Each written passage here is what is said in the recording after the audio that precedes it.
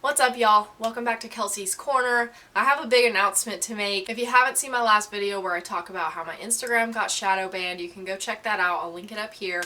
But I just want to let you know that I am switching my branding over from Kelsey's Corner over to Kelsey's Constrictors. I'm doing this early on because I don't have a huge following yet, so I just want to go ahead and get it out of the way. It is going to be my direction that I am going to be changing over to versus focusing on all my animals. I'm just going to primarily be focusing on snakes. So I am going to switch this over from Kelsey's Corner to Kelsey's Constrictors. But for now, today's video, Kelsey's Corner, Kelsey's Constrictors, same thing. In today's video, I want to talk about ball python morphs.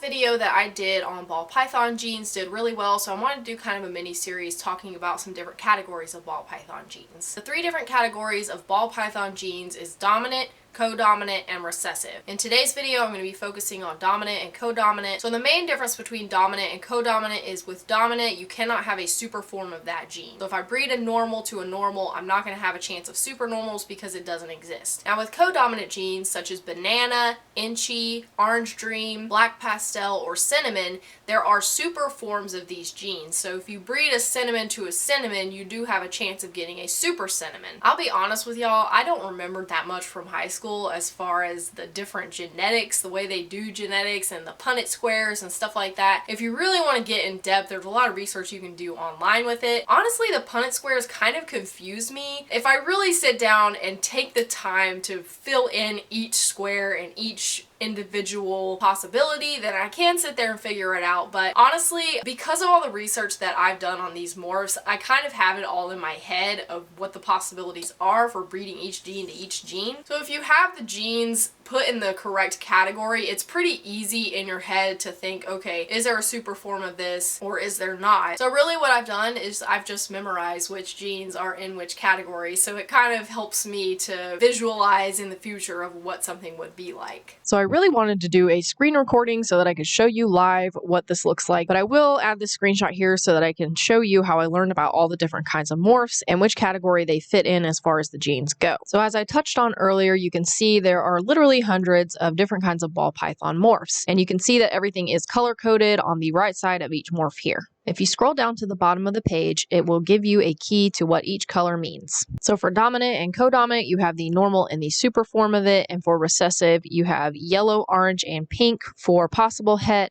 or the visual version of that gene. And this is how I learned about all the different morphs and which genes are in which category. I basically just clicked on each different gene. I learned about what the gene looks like. There are pictures on here. If you click the number with the color added to it, it will give you every single gene for that option. So if you click on, say, where it says the piebald, see how there's different colors with numbers on it. If you click the pink one, then all of your options that it shows you for listings will be all visual piebald. If you're into the really scientific side of things, where you want to get super duper familiar with it or just be an expert at ball python genetics, go for it. I'm not really interested in the scientific side of it personally. I just want to know what the results are going to be. Obviously, you have to have some kind of understanding of genetics to make all this make sense in your head, but the way I do it is kind of simple. So I just memorize which genes are in which category, and that kind of gives me an idea of what the result would be. So the 6 main dominant genes I'm going to list today under that category is going to be normal, pinstripe, acid, spider, champagne, and calico, which is also called sugar. So all 6 of those genes are dominant genes. If you cross them with codominant genes, then you have a possibility of getting the dominant gene mixed with the codominant gene, such as a pastel pinstripe. Now, if you cross a pastel and a pastel, that's a codominant gene, so you have a chance of getting super pastels. The cool thing about codominant genes is you can stack them together. So if you have a super pastel and a super pastel, you're going to have all super pastel babies, because with the codominant genes, one copy of the gene is going to be passed down to the babies. So if I breed a super pastel to a normal, all of the babies would end up being pastel. In my other ball python genetics video, I talk about some lethal combinations that you want want to avoid if you're getting into breeding. Two of them are on this dominant list, and that is the spider and the champagne. If you breed the spider with another spider, all of the eggs will be inviable, same with champagne. So the dominant morphs are pretty self-explanatory, but the co-dominant is what I really want to focus on in the video. So if you have two supers that are the same of the genetics, like a super pastel and a super pastel, and you breed them together, all of the babies will be super pastel. If you breed two different of them, such as a super pastel and a super banana, all of the babies will be pastel banana. So for my co-dominant list, this is what I have. Now keep in mind, when I'm giving you these two lists, this is obviously not an exhaustive list of the genes because there are literally hundreds of ball python genes. And if I covered all of them, this video would be an hour long. But I want to touch on some of the most popular ones just so you get an idea of which ones are dominant and which ones are co-dominant. So on my list of co-dominant, I have pastel, banana, which is also called coral glow, russo, lesser, butter, yellow belly, gravel, inchy, orange dream, blackhead, black pastel, cinnamon, leopard, fire, chocolate, and GHI. The interesting thing with leopard is super leopard is one of those genes that is really hard to tell if there is a super version. So I've seen some people list their snakes on Morph Market as a possible super leopard, but there's really no way to tell because they do darken up a little bit, but there's such a close resemblance between leopard and super leopard. If it exists, there's a potential possibility that there is a super leopard, which is why I added it to the co-dominant list, but it is really difficult to tell. So what I want to do now is talk about the different genes and show you examples of what the co-dominant gene looks like in its single form, which would be the heterozygous, and then we'll talk about what the co-dominant gene looks like in the super form, which is homozygous. So the difference in the heterozygous and the homozygous is how many copies of the gene the snake has. So a pastel ball python would be a heterozygous co-dominant trait, and then the super form of pastel would be homozygous. So you would have pastel and then another copy of the pastel gene. So mixing dominant and co-dominant, like I said earlier, is a really cool way to get some cool combinations with the ball pythons. Honestly, like I said, I'm not into the scientific side of it, but I believe the genes are going into different places, which is what causes them to be able to be mixed together. So you could have potentially a super pastel pinstripe, for example. Now some of these, they are kind of difficult to explain just by talking, so I will be doing a voiceover for some of them and then attach a picture so that you can see what it looks like, and I can explain the differences a little bit more easily that way. But a few of these co-dominant genes are really easy to tell the difference in the heterozygous, one copy of the gene form, versus the super version, which is the homozygous, two copies of the gene. Now some of those that are really easy to tell would be russo, butter, lesser, yellow belly, gravel, black pastel, and GHI. So the russo, lesser, butter, and bamboo are all part of the pearl complex, which I also have talked about in my other genetics video.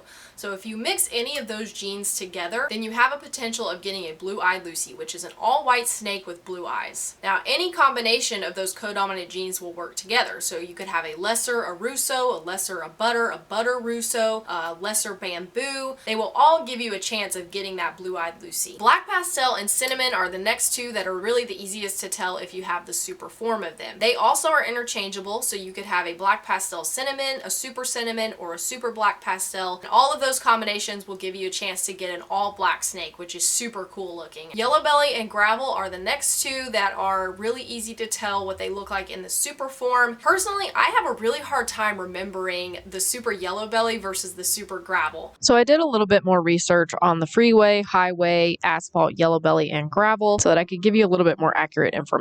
So the Freeway is an Asphalt Yellow Belly, and it is a dark morph with broken up stripe down its back. A Highway is a Gravel Yellow Belly, and it is much lighter, so it's pretty easy to tell the difference between the two. And then the Super Gravel and Super Asphalt are pretty much impossible to tell apart. And Super Yellow Belly is also called Ivory, and it is a very light colored snake, usually with a yellow stripe down its back. The worst thing about yellow belly and gravel is when you have a baby that's either yellow belly or gravel, it's really hard to tell, if not impossible to tell the difference between the two, which is why if you're looking for those genes, usually what you'll find is that people will list the babies as either yellow belly or gravel. Inchy is another gene that's pretty easy to tell if you have the super form of it. Inchy adds a lot of golds to the coloring, which is really cool, and a lot of times there will be kind of spotting, little white patches that kind of differentiate between a normal and an inchy. It's pretty easy to tell the difference between a normal and an inchy because a normal, like Monty here, is mostly all brown. Now I would get Sadie out and I would show you, but I have been pairing her and I'm hoping that she is building follicles, so I don't want to disturb her and get her out, but I will show you a picture in the corner here so that you can see the difference between Monty and an inchy ball python. The inchy also kind of lessens the pattern, so instead of being as defined as a normal would be with the very defined ovals or alien heads,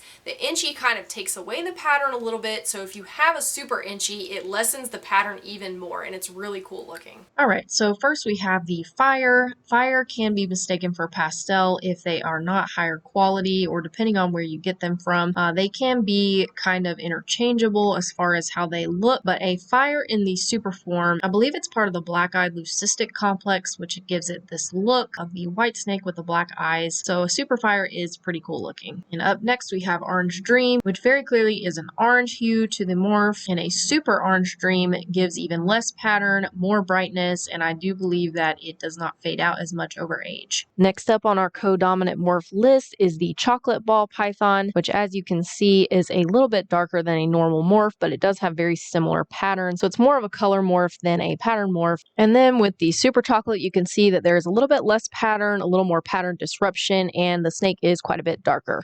Banana is a pretty easy morph to tell the difference between banana and super banana, especially as the snake ages, because a super banana does not get the freckles or the black spots that a normal banana would get as it gets older. Also, it is quite a bit lighter, and I have seen some people say that they can't tell the difference between a pastel banana and a super banana. Blackhead is another great co-dominant morph that I absolutely love. If y'all haven't figured it out yet, I love dark morphs. They are my absolute favorite. So this is a normal blackhead morph, and you can see that it is quite a bit darker than a normal ball python, and the head obviously is quite a bit darker. And with the super blackhead, you have an even more exaggerated coloration and a lapse in pattern, especially on top of the snake. So it almost looks like there's a black stripe running down the entire snake. And then especially on the head, obviously because it's called blackhead, you have a very dark exaggerated head on the snake. And last but not least on our list of co-dominant morphs is the GHI ball python. GHI stands for gotta have it. I don't know where that came from, and I don't know who came up with it, but that's what it's called. So you can see with the normal single gene GHI, it does add quite a bit of darkness to the snake, and also it does disrupt the pattern a little bit, so it's pretty easy to tell what a single gene GHI looks like. And with the super form of the GHI, it takes away even more of the pattern. With this snake in particular, you can see that there are barely any spots left, and the snake is quite a bit darker. I personally really love co-dominant genes. I think that they are my favorite because it's the easiest ones to work with, and they produce some really awesome results. And the ways that you can mix them, because there's so many of them, it just feels like the possibilities are absolutely endless. And that's about all I have for today's video, differentiating between dominant genes and co-dominant genes and some of the results you can get. I hope that was helpful to you. If you have any questions, leave it in the comments below and I will try to answer them as best I can. Stay tuned next week because I will be going over recessive ball python genes, and I will also be adding a segment into that video on how to start a recessive breeding project, because it is a little more complicated than working with dominant and co-dominant genes. The projects that I'm working on in my own breeding plans are all recessive genes, so I'm pretty excited to film that video because it's near and dear to my heart and I love recessive genes so much. So next week we'll be touching on that. Make sure you hit the subscribe button if you're not subscribed already. If you have any questions on ball python genes, or if you think there's anything I missed, or if you have anything specific you'd like to see in future videos, just leave it in the comments below. I hope y'all have a very Merry Christmas and enjoy your holiday season. Make sure you follow us on Instagram. It's Kelsey's Constrictors, and I'll see y'all next time.